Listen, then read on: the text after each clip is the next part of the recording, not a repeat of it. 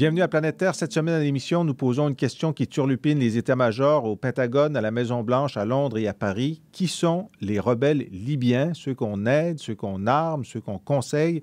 Est-ce que les islamistes d'Al-Qaïda sont présents au sein de cette mouvance? Et si oui, quelle est l'importance de leur influence? Nous en parlons avec notre expert invité, Pierre Razou, qui est directeur de la recherche pour le Moyen-Orient au Collège de défense de l'OTAN à Rome. Et ensuite, en cette période électorale canadienne, nous allons poser la grande question, pourquoi les gens votent-ils moins qu'avant? Deux experts en recherche électorale, André Blais et Henry Milner, vont venir nous expliquer dans le détail qu'est-ce qu'on sait et qu'est-ce qu'on ne sait pas de ce qui motive les gens, et les jeunes en particulier, à aller voter ou à rester chez eux. Mais d'abord, les rebelles libyens.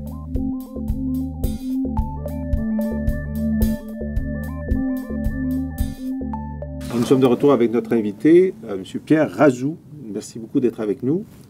Pierre Razou, vous êtes directeur de la division de recherche Afrique du Nord, Proche et Moyen-Orient au Collège de défense de l'OTAN. D'abord, expliquez-nous quel est le Collège de défense de l'OTAN.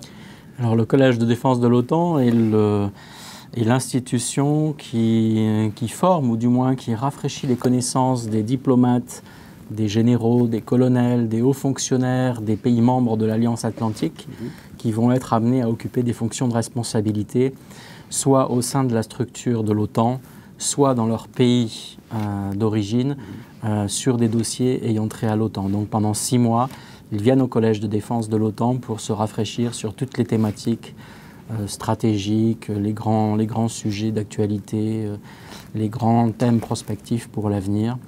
Et au sein de ce collège de défense de l'OTAN existe une division recherche qui joue le rôle un petit peu de think tank et d'agitateur d'idées pour l'OTAN et qui, comme vous pouvez vous en douter, travaille beaucoup en ce moment avec les questions sur la Libye, avec la révolte du monde arabe.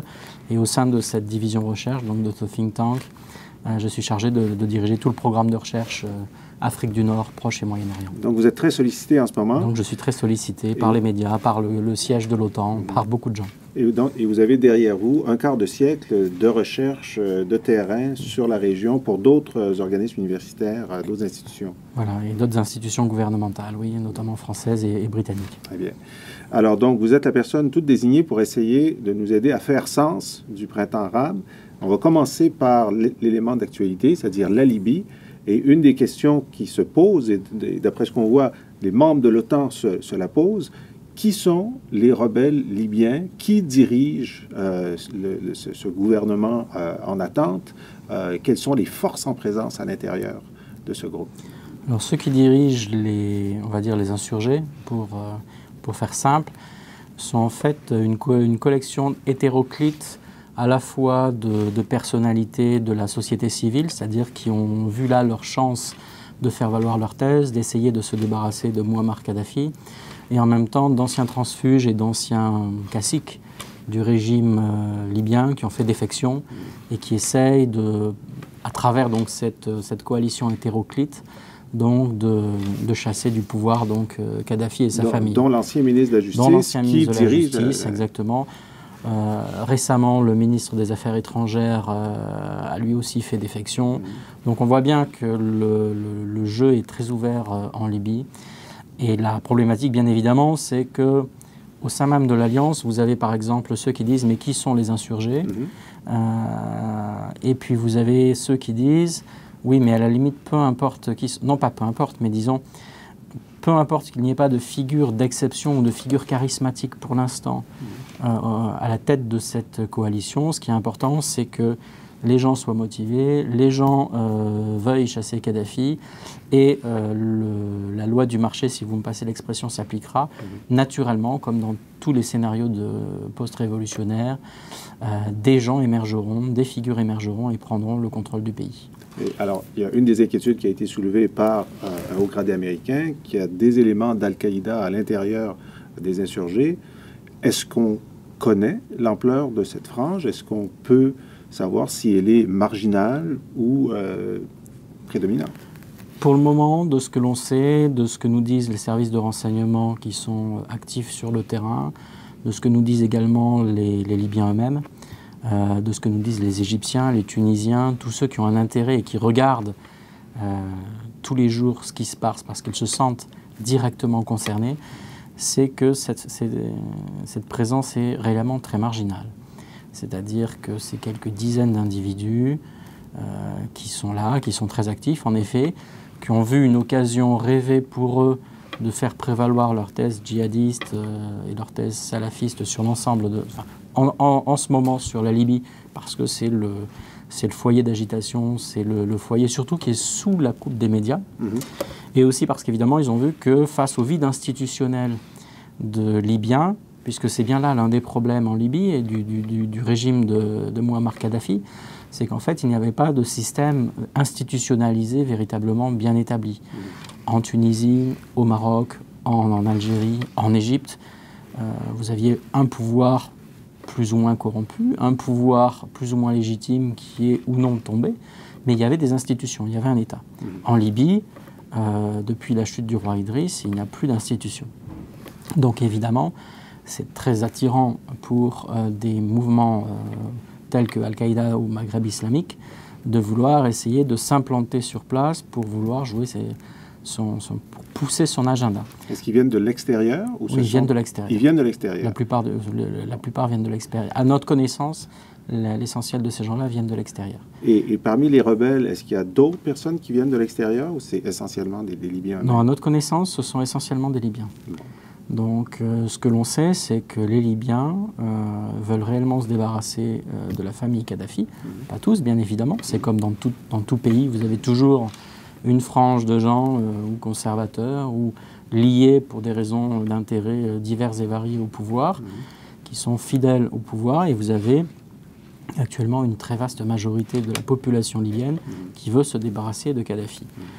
À Tripoli même, nous savons qu'il y a une frange importante de la population qui pour le moment reste calme, se terre parce qu'elle a peur, mais qui ne rêve que de déboulonner le régime de Kadhafi. Alors, ce qui est intéressant dans cette intervention américaine et cette intervention de l'OTAN et de la coalition, c'est que l'élément clé qui a permis à l'ONU d'adopter sa résolution, ça a été le fait que la Ligue arabe ait adopté une résolution demandant une intervention pour clouer au sol l'aviation libyenne. Et une fois que l'opération militaire a commencé, on a vu la Ligue arabe devenir plus soulever des doutes sur l'importance de l'intervention de l'OTAN. Donc, non seulement l'aviation a été ciblée, mais également les tanks, les colonnes de tanks de Kadhafi qui étaient aux portes de Benghazi.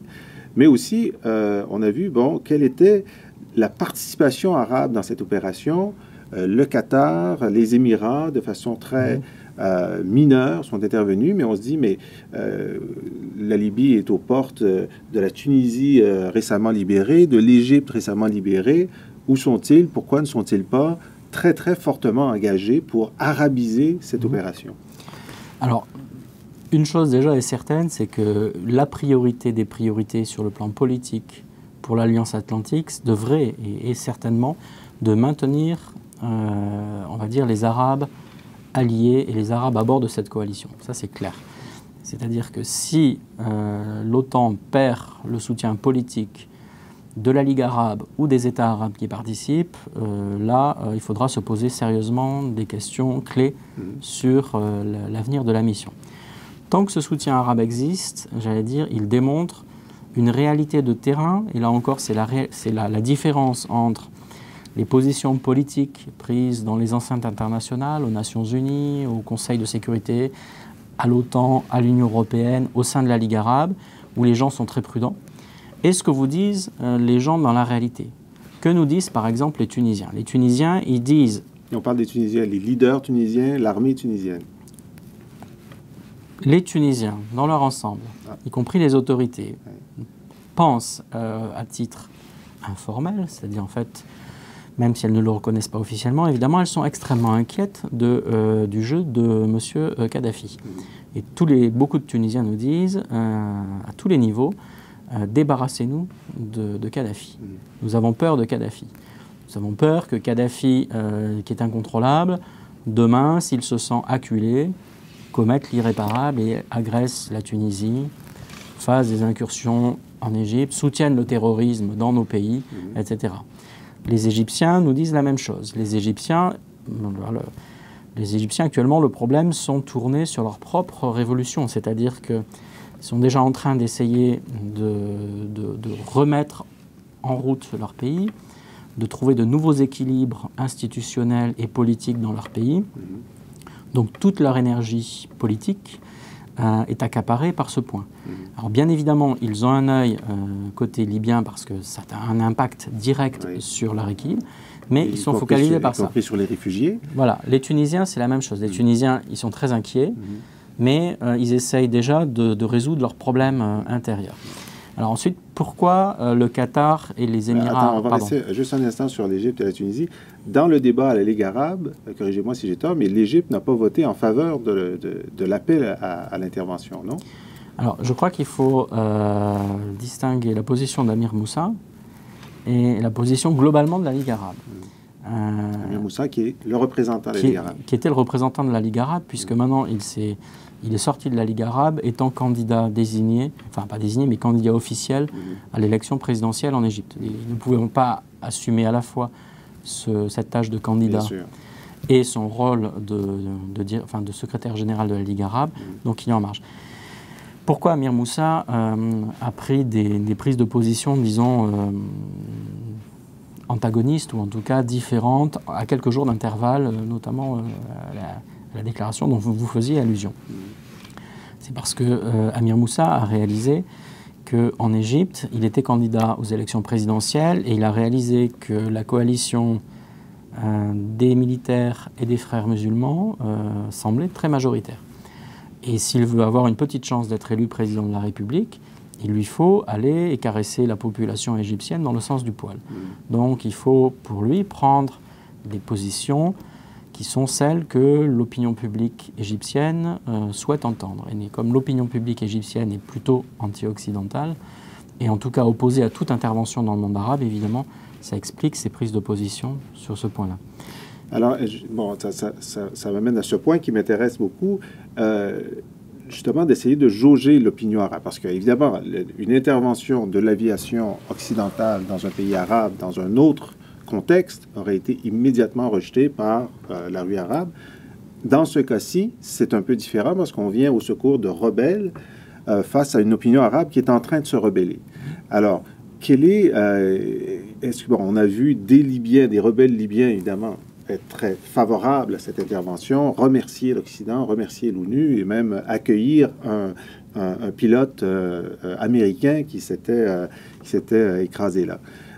Mais vous me dites donc, en Égypte, l'opinion est généralement contre le fait que l'Occident aide les rebelles voisins. Pourquoi? Non, en Égypte, l'opinion est traditionnellement, disons, très réservée vis-à-vis de la politique étrangère occidentale en général. Ce n'est pas lié au cas libyen spécifique, c'est en règle générale.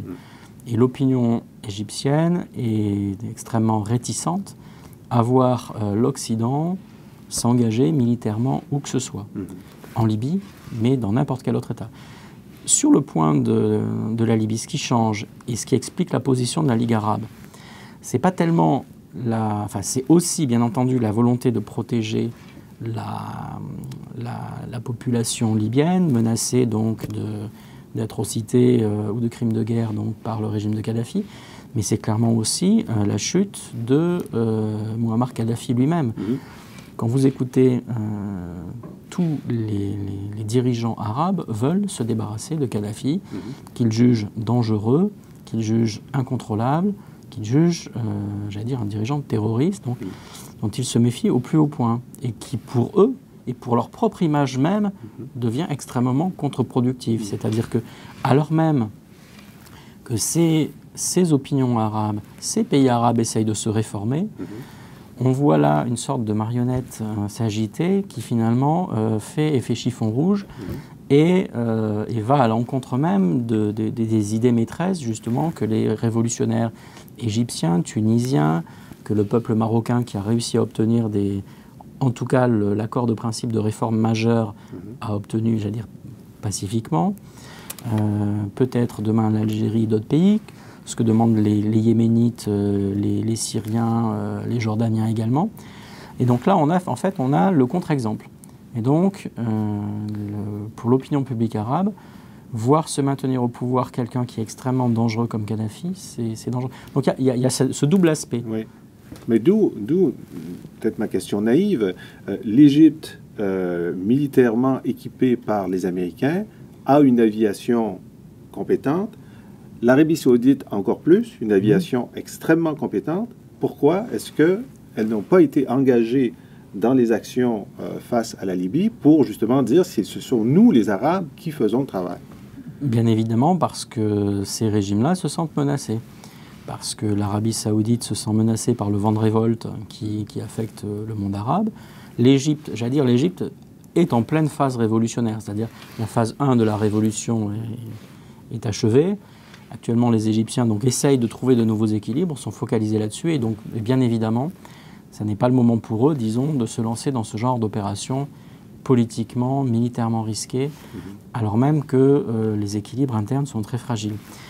Pourquoi le Qatar et les Émirats arabes unis sont intervenus aux côtés de la coalition, les premiers, y compris militairement? Certes, leur participation militaire est, on va dire, symbolique, mais elle a un très haut degré d'importance politique, parce qu'elle montre justement le fait que vous avez des pays arabes qui montrent à leurs frères et leurs voisins arabes que, clairement, c'est aussi de l'intérêt du monde arabe de se débarrasser de M. Kadhafi. Le Qatar et les Émirats arabes unis sont actuellement, pour des tas de raisons, probablement les deux seuls États, au moins à court moyen terme, à ne pas risquer on va dire, d'être affectés par ce vent de révolte du monde arabe. Même si ces régimes ne sont pas démocratiques, il faudrait rentrer dans le détail de la structure du pays, de leur population, de la richesse, etc. Donc ces deux pays sont probablement les seuls à ne pas être menacés à court ou moyen terme. Par contre, l'Arabie saoudite est directement menacée. Donc évidemment, si l'Arabie saoudite intervient de ce côté-là, elle peut se dire, oui, mais attendez, si j'interviens pour soutenir un mouvement de révolte qui vise à renverser le régime en place, je me tire une balle dans le pied. Oui, parce qu'évidemment, je crée un précédent très fâcheux pour moi-même. Et c'est pareil pour l'Algérie, c'est pareil pour les autres grands pays arabes. Donc ceux qui interviennent officiellement sont ceux finalement qui craignent le moins. Je souligne au passage que le Qatar, par exemple, outre qu'il a reconnu donc, le gouvernement transitoire libyen, le Qatar va jusqu'au bout de sa démarche. C'est-à-dire que Al Jazeera, régulièrement, se joue le registre de la guerre psychologique, joue le registre non pas de la désinformation, mais en tout cas, n'hésite pas à critiquer, n'hésite pas à rentrer et à essayer de déstabiliser le régime libyen. Le Qatar a proposé de vendre le pétrole extrait et de commercialiser le pétrole extrait dans la zone rebelle et insurgée. Donc j'allais dire que le Qatar est logique, va au bout de sa démarche. Et les Émirats arabes unis dans le moindre mesure également. D'autres pays arabes soutiennent politiquement cette opération, le Maroc, le Liban, la Jordanie, mais évidemment pour le moment ne souhaitent pas, disons, apparaître en première ligne. D'accord. Alors il y a un pays musulman non arabe, qui est la Turquie, qui est membre de l'OTAN, et dont on a pensé à un moment, d'abord qui est montré en exemple comme une démocratie avec un parti islamique démocratique qui réussit, comme les chrétiens démocrates, on fait souvent cette comparaison en Europe de l'Ouest, peuvent concilier un islam modéré avec la gestion d'un État laïque. Mais aussi, c'est un État qui est bien armé, qui fait partie de l'OTAN. Quelle est sa position? Que font-ils? Je crois que dans l'OTAN, pour le moment, ils sont très réservés. Enfin, dans l'OTAN, sur cette opération-là, ils sont très réservés. Ils jouent le jeu, c'est-à-dire qu'ils ne s'y opposent pas.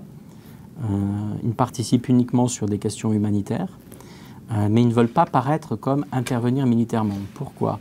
Parce que, bien évidemment, à la suite de cette révolte dans le monde arabe, le gouvernement turc de l'AKP a un véritable boulevard devant lui dans la région, aussi bien dans la région méditerranéenne que dans la région du Moyen-Orient. Ce qui veut dire que toutes les opinions publiques arabes considèrent M. Erdogan comme un héros et considèrent le régime turc de l'AKP, le parti Justice et Développement, donc le parti islamique traditionnel gouvernement, comme un modèle, pour toutes les raisons que vous avez citées. Donc les Turcs se disent, il ne faut surtout pas gâcher nos chances et gâcher cette belle image qui est en train de s'imposer dans l'opinion publique par une intervention militaire sur le terrain. C'est-à-dire que jusqu'à présent, l'opinion arabe est très favorable au régime de l'AKP parce que finalement, il n'intervient pas militairement, parce qu'il agit dans la région avec son soft power, avec sa présence économique, sa présence politique et diplomatique, avec son discours finalement parfaitement cohérent. Et tant que ça reste comme ça, c'est parfait pour la Turquie. Si demain, la Turquie intervient militairement contre un pays arabe, même dans le cadre d'une législation, dans le cadre d'une résolution de l'ONU. Et puis même pour contribuer à déloger le dictateur Kadhafi. Exactement.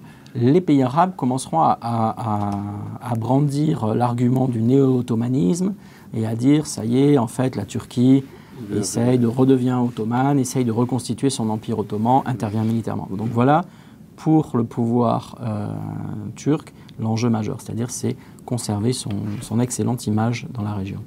Pierre Razou, vous avez une plage musicale à nous suggérer, laquelle et pourquoi? Alors, on peut commencer par celle de Natacha Atlas, qui a repris il y a quelques années une grande chanson française de Françoise Hardy, Mon ami la rose, et qui l'a adaptée au goût oriental. Donc c'est un petit peu un mix à la fois de francophonie et d'orientalisme. Donc c'est pour ça qu'il me semblait intéressant de vous la proposer. Excellent. Alors on écoute grâce à vous Natacha Atlas qui reprend Françoise Hardy, Mon ami la rose.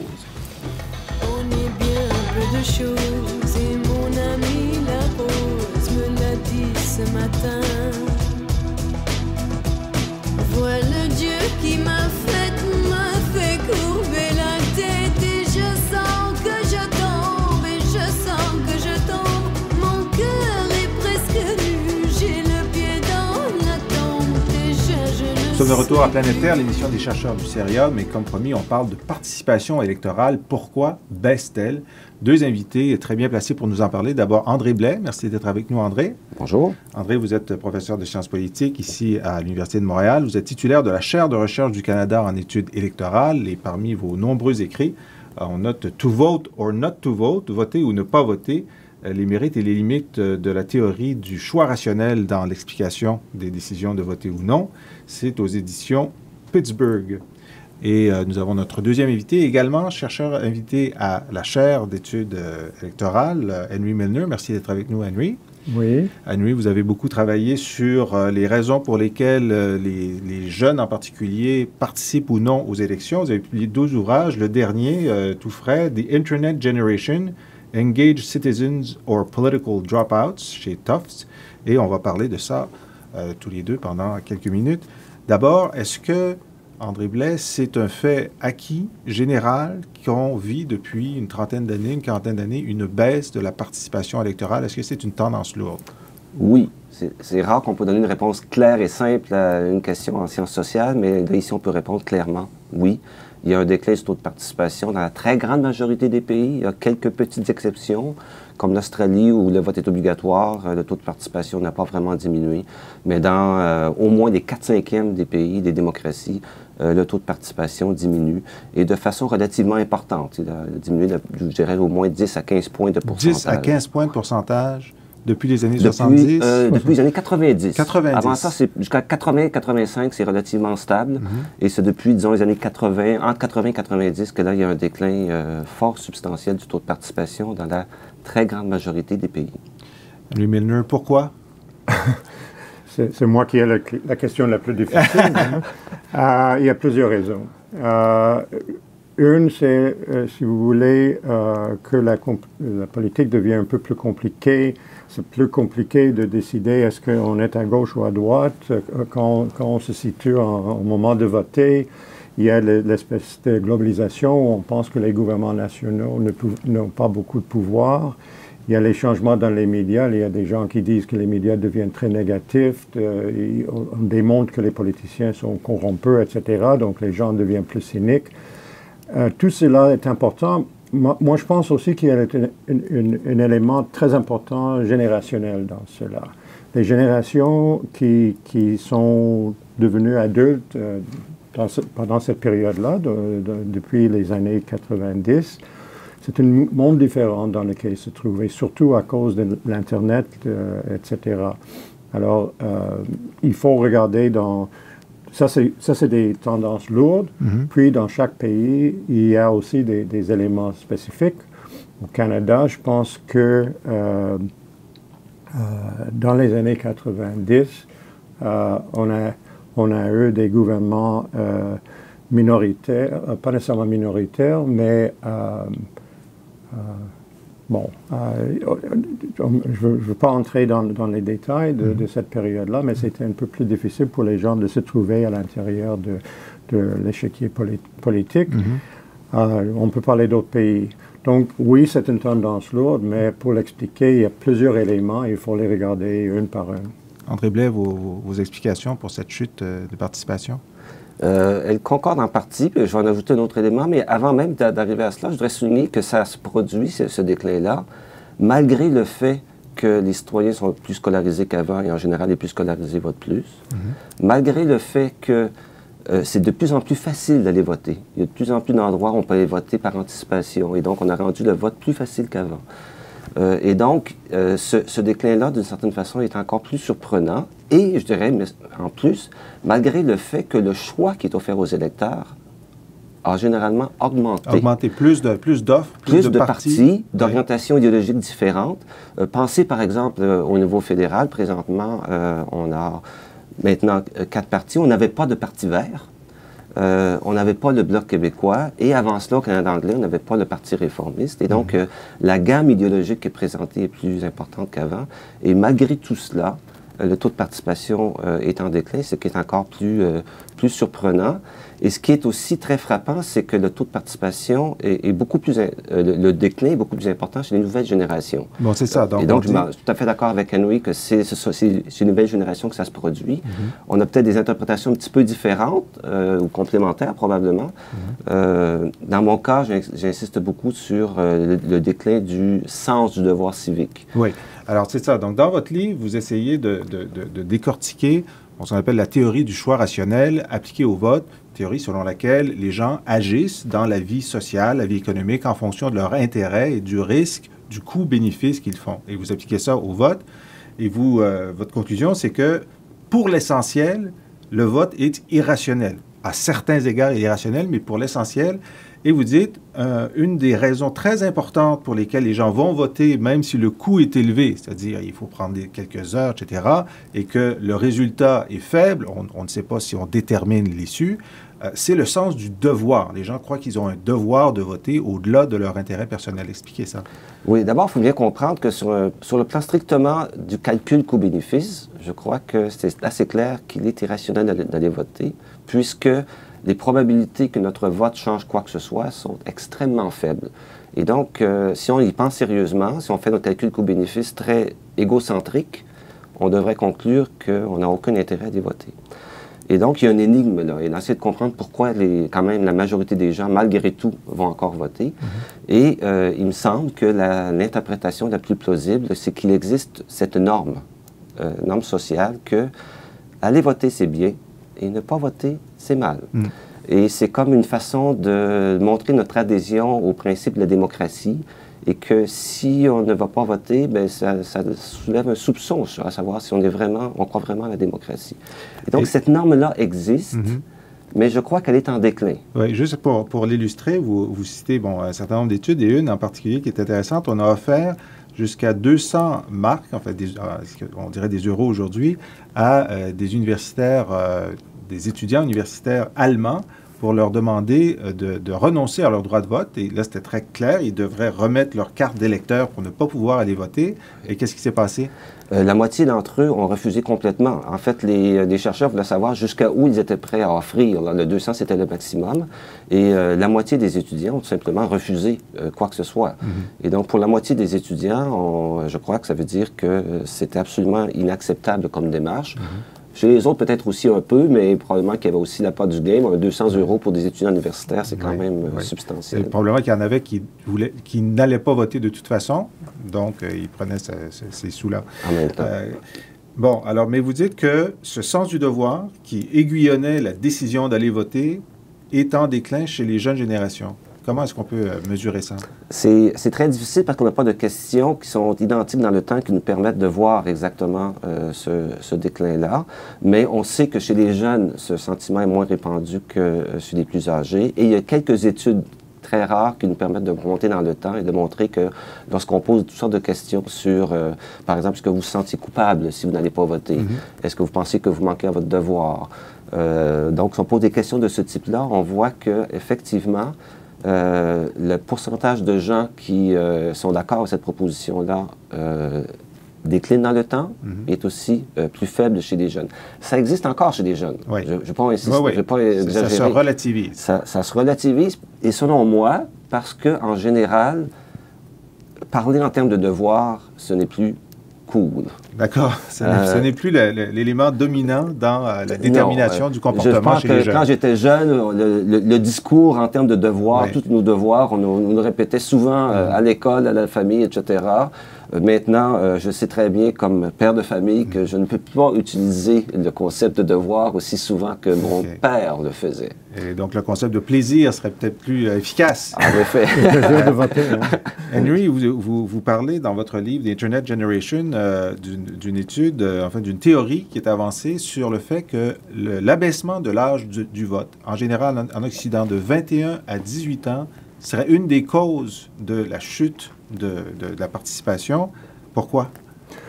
Mais d'abord, je pense que ça, c'est plus qu'une théorie. On le sait. Il y a un lien entre les deux dans la plupart des pays, et on le comprend parce que et c'est Mark Franklin, le professeur, qui a soulevé cette question avec toutes sortes de chiffres. L'argumentation, c'est facile. Ça veut dire que l'âge de 18, 19, 20, 21, ça, c'est la période. Donc, la première élection arrive, disons, normalement à l'âge de 19, 20 en moyenne. C'est le moment où on change, où on va à l'université, où on va à l'emploi. Et dans plusieurs pays, ça veut dire on quitte le foyer de ses parents. C'est selon Franklin, et je pense qu'il a raison, c'est le pire moment, d'une certaine façon, de développer les habitudes. Parce que, pour Franklin, et je pense qu'il a raison, oui, il y a le sentiment de culpabilité, le sentiment de devoir, mais il y a aussi simplement l'habitude. Si on développe l'habitude de voter, ça devient un peu normal. Mais si on laisse tomber quelques élections au début, c'est plus difficile de former ces habitudes-là. Donc, on ne peut pas retourner à 21, ça ne sera pas acceptable. Parce qu'avant, à 21, on avait fait cette transition, on était dans notre nouveau réseau, dans notre nouvelle communauté, on pouvait s'intéresser à notre première élection qui avait lieu à 22, 23 ans. C'est ça. Normalement, c'est plus normal de faire ça. Et là, on prenait une bonne habitude au départ. Ça, c'est l'analyse et c'est une certaine valeur. Donc, lui, il propose que le pire, c'est 18. Si on ne peut pas retourner à 21, on descend à 16. On descend à 16. À 16, on est toujours dans l'abri, normalement, de sa famille. Et donc, on peut développer des habitudes positives vis-à-vis on est dans le réseau précédent. On n'est pas en transition, on est à l'école, Mais donc, cette idée de faire des élections à 16 ans, on en entend parfois parler. Je pense qu'il y a un pays, le Brésil. Il y a aussi l'Autriche maintenant. Et l'Autriche, qui est à 16 ans. Alors, qu'est-ce qu'on sait du pour et du contre pour le vote à 16 ans? C'est intéressant quand on pose aux jeunes s'ils trouvent que c'est une bonne idée. Bon, les leaders des jeunes, ils sont toujours pour, mais la majorité des jeunes, normalement, ne sont pas. Et à mon avis, moi, j'ai des réticences. Moi, je pense qu'on laisse à côté cette idée-là de simple maturité, de simple ouverture, une idée des idées qui sont un peu contradictoires, etc. Mais parfois, ça peut être utile. Par exemple, moi, je proposerais, parce que j'en parle beaucoup, si on a vraiment un système d'éducation civique très bien organisé, avec, je donne des exemples d'autres pays, à l'âge de 15 et 16, ce serait intéressant au moment qu'on introduise cela, qu'on introduise au même moment, pas partout, mais dans certaines juridictions, peut-être quelques provinces canadiennes, le vote à 16 ans, pour voir ce que ça donne. Dans le cas de l'Autriche, où ça vient de commencer, le taux de participation des 16 à 18 ans n'était pas mauvais, mais c'était la première fois. Donc, c'est très difficile de voir, c'est quelque chose de nouveau. Et, ça c'est un autre élément, ils ont voté plus que les autres générations, les autres groupes d'âge, pour le parti d'extrême droite. Ah bon? Donc, les 16 à 18 ans étaient plus à l'extrême droite que les autres. La moyenne. Ouais. On va faire une pause. Je vous propose, Henry Milner, André Blais, une pause en chanson avec un lip-dub du groupe Europe Écologie qui, sur la chanson « La crise » d'un groupe de Nîmes, avait invité les électeurs français à participer aux élections européennes. Et on revient après la pause musicale. La vie est pleine de surprises, surtout pour ceux qui connaissent la crise. Je lève mon verre à votre santé, avant qu'on se fasse tous sauter. Moi dans la vie je m'en fais pas, je bouffe des pâtes à tous les repas. Embrasser pour moi la famille, pendant que mes frères crient à la famine. Merci Monsanto pour tous tes beaux OGM. Merci à Quick. Nous sommes de retour à Planète Terre, l'émission des chercheurs du Cérium. Ici Jean-François Lisée et avec mes deux invités, nous parlons de participation électorale.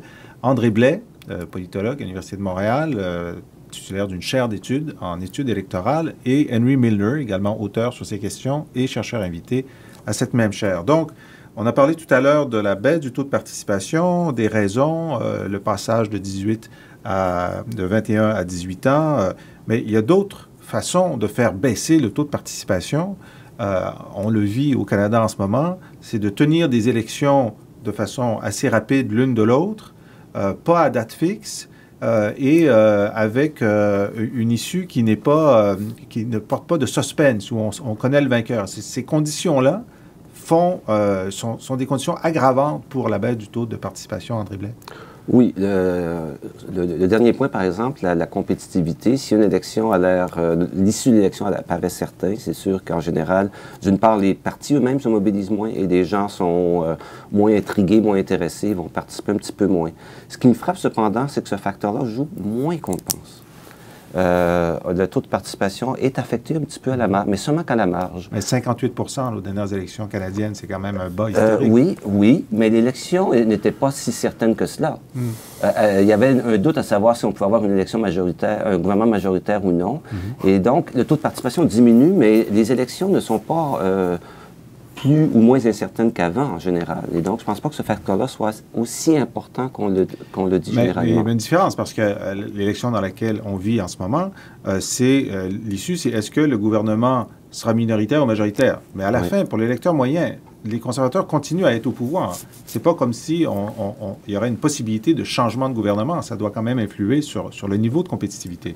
Vous savez, on pourra revenir là-dessus, mais il y a une possibilité de changement de gouvernement. Si c'est un gouvernement minoritaire conservateur, et que le gouvernement présente le même budget et que le budget est défait, Dieu sait ce qui arrivera après. Oui, donc l'idée de cette coalition, c'est une vraie alternative possible. On verra. On verra si les électeurs intègrent cet argument aussi. Oui. Mais donc, vous dites dans votre livre, pour avoir une élection où le taux de participation est plus élevé, même dans cette tendance générale à la baisse, il y a des pointes à la hausse, on l'a vu aux États-Unis avec Obama, par exemple, la meilleure combinaison, c'est un État petit, industrialisé, qui a un système de représentation proportionnelle où le choix est compétitif entre deux grands partis et au moment où on est en croissance économique. Oui. donc, on n'a pas la plupart de ces conditions-là au Canada en ce moment. Je ne sais pas. On n'est pas petit, on est industrialisé, on n'a pas la représentation proportionnelle. Bon, compétitif, on peut en débattre. Oui. Il y a deux grands partis, mais il y a une fragmentation. Oui, c'est vrai. Mais la croissance est là. La croissance est là. Donc, on est, moitié-moitié ou presque. La question qui revient parfois, prenons cette question de représentation proportionnelle. Pourquoi est-ce que avoir ce système augmente la participation? Là-dessus, c'est peut-être un point sur lequel on sera en désaccord. C'est pas si clair que ça l'augmente beaucoup, vraiment. Ah oui? Lorsqu'on regarde seulement les pays développés, là, on voit un contraste assez clair et en général, le taux de participation est plus élevé dans les élections où il y a proportionnel. Lorsqu'on regarde les nouvelles démocraties, la tendance est beaucoup moins claire. Et donc, au total, qu'en est-il? Moi, pour le moment, il y a 15 ans, je disais que ça faisait une différence de 5 à 10 points. Oui. Maintenant, je dis que c'est une différence de probablement 2-3 points. Mais dans les pays occidentaux, oui. Là, c'est clair, mais est-ce que c'est peut-être qu'on ne contrôle pas d'autres facteurs? Est-ce que c'est vraiment à cause de cela? On n'est pas aussi certain que cela. Pourquoi ça pourrait jouer? Ça pourrait donner l'impression aux électeurs que leur vote compte davantage ou qui risquent moins d'être gaspillés. Les petits partis ont plus de chances d'être représentés au Parlement dans une proportionnelle. Et donc, les électeurs qui appuient les petits partis, peut-être, auraient moins le sentiment que leur vote est gaspillé dans un scrutin proportionnel que dans un scrutin majoritaire. La question des comptes est sûrs, par exemple, ça ne sert à rien d'aller voter si le compte est sûr, mais dans une proportionnelle, chaque vote compte. Vous savez, aucun vote ne compte, en dernière analyse. D'accord. Henry Miner, vous pensez que ça a un impact particulier chez les jeunes? Ben, d'abord, il faut ajouter le fait que, oui, c'est vrai que pour l'électeur, le fait qu'on est dans une circonscription compétitive ou non, ça ne veut pas dire que sa propre vote va faire une différence. Donc, mais par contre, pour les partis politiques, chaque électeur devient important. Maintenant, pour les partis politiques, je ne sais pas, 20-25% des électeurs sont importants. Les autres sont ou dans des comtés perdus de l'avance ou gagnés de l'avance. Donc les partis ne donnent pas n'investissent pas d'énergie dans les comtés dont ils savent qu'ils n'ont pas de chance de l'emporter. Oui, alors ça, c'est une raison pour laquelle on dirait qu'en général, les systèmes proportionnels vont attirer plus d'intérêt et probablement de vote. Et pourquoi les jeunes? Mais les jeunes, pour moi, c'est plus compliqué parce que ça crée, si vous voulez, une situation, une sorte d'encadrement dans lequel on peut mieux chercher l'intérêt des jeunes. Par exemple, les petits partis, ça existe. On peut dire normalement, et normalement, les jeunes ne sont pas tellement fixés dans leurs idées. S'il y a un nouveau parti comme les Verts, etc., ils sont plus ouverts. On voit ça dans les simulations. Donc, si on peut leur dire votre vote, même si vous êtes minoritaire, votre vote quand même peut avoir un effet. Donc, c'est assez important sur les jeunes. Aussi, le fait que si on veut faire l'éducation civique, par exemple, quand vous avez la proportionnelle, vous avez une sorte de situation claire. Les partis politiques sont là. Au Canada, c'est vrai que, parce que si on parle du Canada, bon, on a 5 partis pour des raisons. Mais normalement, si vous n'avez pas un système proportionnel, vous êtes limité à 2 ou 3 partis. Oui. Donc, c'est plus difficile de faire, à mon avis, l'éducation civique où vous voulez vraiment démontrer qu'il y a plusieurs idées différentes, plusieurs tendances différentes, 5 ou 6.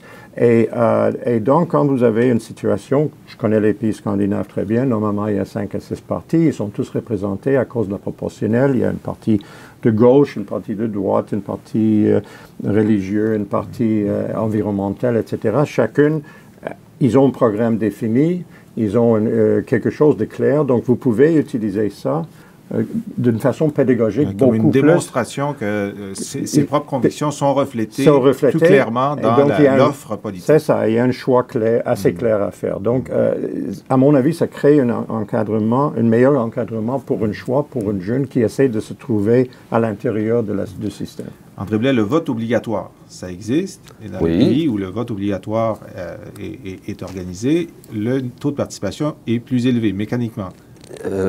Oui, je ne suis pas sûr que c'est mécanique. Probablement que quand même, c'est parce que bien souvent, il y a des amendes, etc., et qu'elles sont appliquées. Elles sont appliquées, les amendes? Ça dépend énormément. J'ai essayé d'avoir de l'information là-dessus et c'est très difficile d'avoir de l'information. C'est appliqué de façon très différentielle selon les pays. En Amérique latine, par exemple, d'après ce que je peux comprendre, c'est seulement qu'un certain nombre de pays qui l'appliquent de façon rigoureuse. Mais il semble bien que le seul fait que ce soit là, que ce soit appliqué au moins de façon potentiel semble avoir un effet, et là c'est un effet important, on va dire. En Australie, qui est la Mecque du vote obligatoire, là le taux de participation approche 95%. Et donc c'est quand même une réussite remarquable. Ouais. Mais là, il y a la question que Henry pose. Bon, oui, ils vont voter, mais le fait de devoir voter les amène-t-il à s'informer sur sont-ils de meilleurs citoyens politiques? Et la réponse? Pour le moment, on n'a pas trouvé vraiment qu'est-ce qu'on dit d'évident? Des preuves? Des preuves, c'est ça. Des preuves concrètes pour démontrer cela. On a essayé de faire des expériences chez les jeunes et il y a d'autres personnes qui essaient de faire ça. C'est difficile de faire ça comme expérience parce que tu peux pas enlever de l'argent Oui. vous pouvez leur promettre de, Ouais, de leur... vous avez monté une expérience dans un cégep Ouais. où vous avez dit, bon, à un groupe, on vous demande de préparer le vote, et à un autre groupe, si vous n'allez pas voter, vous n'aurez pas la récompense. La récompense. Donc, c'est ça. C'est une Et façon en creux c'est de ça. montrer Et ils ont pris un test de connaissances politiques avant et après, et on a voulu voir est-ce que ceux qui votent à cause de nous, est-ce qu'ils font plus d'efforts de se renseigner etc. sur les politiques. On n'a pas trouvé ça, mais c'était difficile parce que la plupart ont voté en tout cas. Et c'est à cause du fait que trouver les jeunes qui ne votent pas dans une expérience, c'est très difficile. Parce Oui. que s'ils ne votent pas, sont pas normalement, attirés. ils sont passifs et ne vont pas participer dans les expériences. D'accord. Alors, mais ça pose... J'ajouterais à cela Oui. que moi, j'ai essayé de faire une étude où on a essayé de suivre les gens qui étaient nés dans un pays où le vote est obligatoire, qui sont allés dans un pays où le vote n'était pas obligatoire, Oui.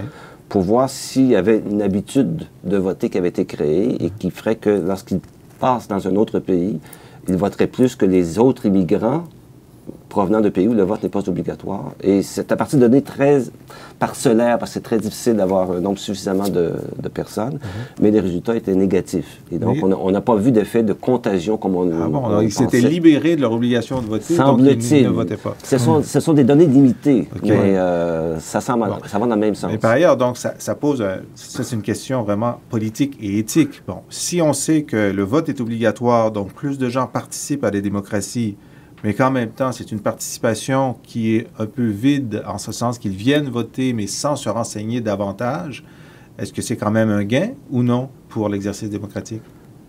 Selon moi, c'est une perte. Une perte. Oui, Pourquoi? parce que je crois que le vote obligatoire, veut dire, nous donne pas de renseignements sur le niveau d'implication. Quand on a un taux de participation, ça nous donne une indication sur l'intérêt pour la politique, etc., qu'on perd d'une certaine façon si les gens vont voter de façon obligatoire. Et il y a des études qui montrent que les gens qui se sentent obligés d'aller voter parce que le vote est obligatoire ont tendance à voter de façon plus ou moins aléatoire. Certains Aléatoire? d'entre eux. Oh oui, là, on se débarrasse, là. Hein? Et donc, on fait un vote à peu près. Et ça me semble être contre-productif sur ce plan-là. Henry, votre avis? Je suis en général d'accord avec André. Il y a peut-être des cas exceptionnels. Peut-être si le taux de participation tombe, je ne sais pas, à un certain niveau, 40% ou moins, peut-être il faudrait revenir sur la question. Mais on reste quand même au-dessus de 50. 50 pour moi, c'est une sorte de... C'est mauvais quand c'est 50, Oui. mais on peut vivre avec ça. On peut vivre avec 50. Mais les jeunes, c'est à 40, disons, à peu près. Bon, normalement, ils vont augmenter quand ils deviennent plus vieux, mais est-ce qu'ils vont monter plus que 50% dans 15 ans ou 20 ans? C'est que ce sera quoi la moyenne? Donc, peut-être à ce moment-là, il faut reposer la question. Bon, alors là, il y a tout le débat, à savoir, vous l'avez dit, André Blais, au début, le vote est plus facile qu'avant. Il y a le vote par anticipation. D'ailleurs, maintenant, au Canada, on a le droit d'aller voter dès le déclenchement de l'élection. Au jour 2 de la campagne, on peut se présenter dans un bureau du directeur général de l'élection et voter. Il y a le vote par procuration. On va parler dans un instant du vote par Internet. Mais moi, ma réaction à ça, puis je voudrais vous entendre réagir, ma réaction, c'est que je trouve ça scandaleux. Parce que ce qu'on dit aux gens, c'est, écoutez, vous n'avez pas besoin d'écouter la campagne électorale, vous n'avez pas besoin d'attendre les débats, vous pouvez vous débarrasser de votre vote dès le premier jour, donc la discussion publique importe peu. Et je trouve que ça dévalorise le jour du vote. Et d'ailleurs, maintenant, je vais juste finir là-dessus, le vote par anticipation qui était limité avant vraiment aux personnes qui ne pouvaient pas être présents le jour du vote, on disait, bon, vous manquez la dernière semaine de campagne, mais on vous permet. Maintenant, en fait, les partis mobilisent pour le vote par anticipation et n'importe qui peut aller voter. Le signal qui est envoyé, c'est que la dernière semaine de discussion publique n'a pas d'importance. Moi, je trouve que ça dévalorise le vote. Qu'est-ce que vous en pensez, vous, André? Je ne suis pas sûr que ça dévalorise le vote. Je suis d'accord qu'il y a des problèmes. Ça pose des problèmes importants, c'est-à-dire que, comme vous l'avez dit, que la dernière semaine de la campagne n'a plus l'effet qu'elle avait habituellement. Et donc, ça pose sorte de questions sur la mobilisation des partis et des électeurs. Mais en même temps, moi, je suis d'accord pour que le vote soit le plus facile possible. Je suis d'accord pour que ce soit possible de voter un petit peu avant si on pense qu'on ne sera pas libre ce jour-là. Et au début de la campagne? Au début de la campagne, là, je vous rejoindrais. Je ne OK. vois pas pourquoi ça devrait être possible de le faire au début de la campagne. Et moi, je pense en particulier à des personnes malades, par exemple, ou âgées, qui veulent aller voter avant les autres en pensant que les lignes d'attente sont moins longues, ce qui n'est pas le cas, je crois, mais ce qui était le cas avant. Ah oui. Et donc, de rendre les choses faciles, ça me va, mais en reconnaissant que ça pose toutes sortes de problèmes. Parce que, vous savez, dans certains États américains maintenant, c'est plus de 50% des votants qui vont voter par anticipation. Et ça va modifier complètement la façon dont on va envisager les campagnes Et puis, électorales. il y a des votes par procuration dont on ne sait pas qui les a remplis aussi. C'est un problème parce que le vote par procuration, on l'envoie par la poste. Est-ce que c'est le Oui. chef de famille qui a rempli les votes de toute la famille ou non? On n'a plus de contrôle là-dessus. En effet. Oui. Henry, votre avis? Oui, non, moi je suis d'accord. Regarde, on peut améliorer, on peut par exemple donner deux jours de vote au lieu d'un jour. Il y a des façons d'améliorer. Mais vraiment, il faut éviter l'idée que les gens sont évacués du débat. Et même le fait de voter ensemble avec vos voisins, c'est quelque chose qui est un important. rite. C'est un rite. C'est un rite. Oui. Et je l'ai regardé dans plusieurs pays, et c'est important. Et si on invite les jeunes de voter par Internet, etc., ils vont développer les habitudes de ne même pas connaître ce rite-là. Et pour moi, c'est important. Et il faut vraiment poser des questions. Donc, d'une part, avoir des bureaux de vote dans les hôpitaux, dans les maisons de retraite, dans les maisons d'enseignement, très bien. Il n'y a aucun problème. Répartir le vote sur 3 jours, pas de problème. Mais cette idée de vote par Internet, maintenant, c'est un débat parmi les politologues, les spécialistes. Qu'en pensez-vous, André? Je suis ambivalent. Mais ma principale préoccupation est le risque de fraude. Ça reste, je pense, la principale préoccupation. Mais par ailleurs, et en particulier pour les jeunes, c'est la façon dont ils se comportent. Ils font presque tout par Internet. D'aller se déplacer et d'aller à un bureau de vote, pour eux, ça fait partie de ce féodalisme que représentent les ancêtres comme nous.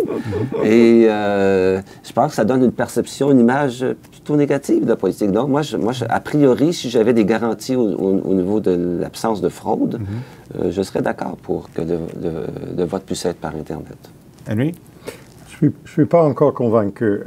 J'aime l'idée de ces boussoles, c'est ça? Et les boussoles, ça c'est une bonne façon d'utiliser Ça, l'Internet. c'est l'Internet, donc la boussole électorale de Radio-Canada, qui est une expérience qui a été faite ailleurs en Oui, Europe. ailleurs, meilleure dans certains cas, à mon avis, mais l'idée, le principe, c'est bon. C'est comme ça qu'on utilise l'Internet d'une façon positive. Et probablement, c'est les jeunes qui vont l'utiliser plus que d'autres parce qu'ils sont habitués. Mais voter physiquement, voir des autres personnes au moment, moi, je pense que même pour les jeunes, je ne suis pas prête à dire on est trop vieux pour... Ça, c'est notre génération, ce n'est pas leur génération. Très bien.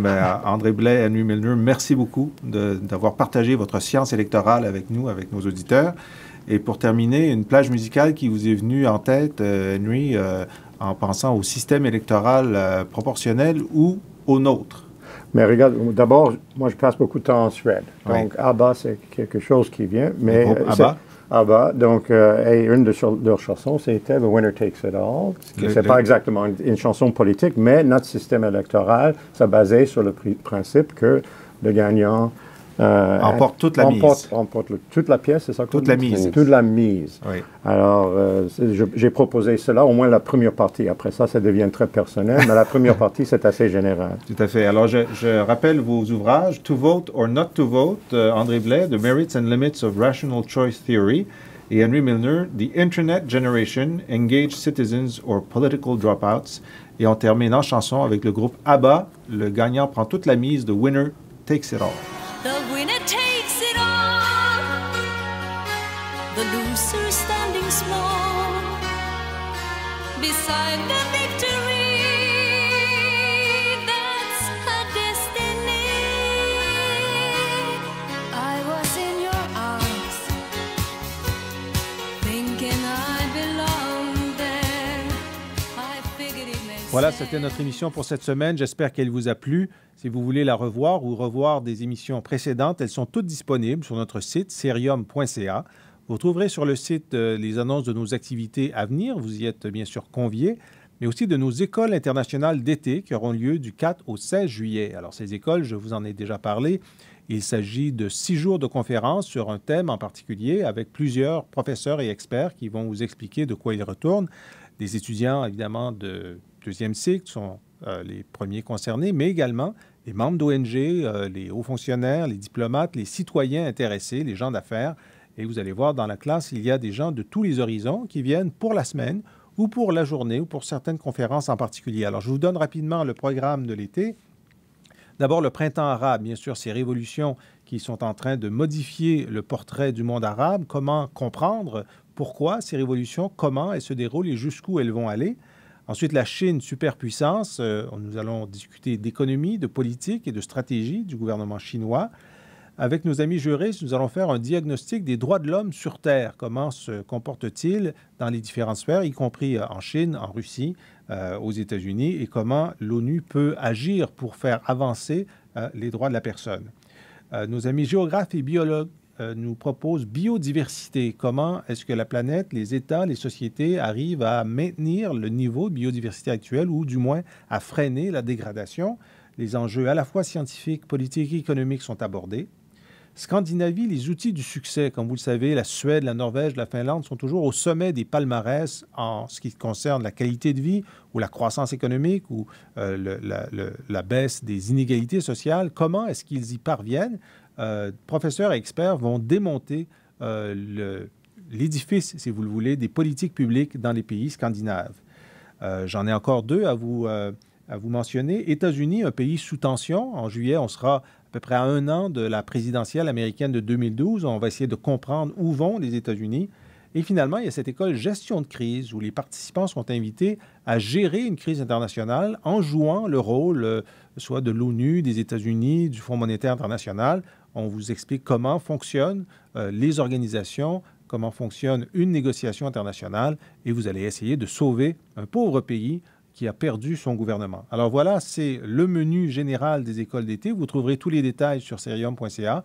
Les inscriptions sont ouvertes. On espère vous y voir en grand nombre. J'aimerais terminer en remerciant l'équipe technique de l'émission Planète Terre, Luc Laflamme, Ognan Oueriev et Félix Lajeunesse. Et je vous donne rendez-vous à la semaine prochaine.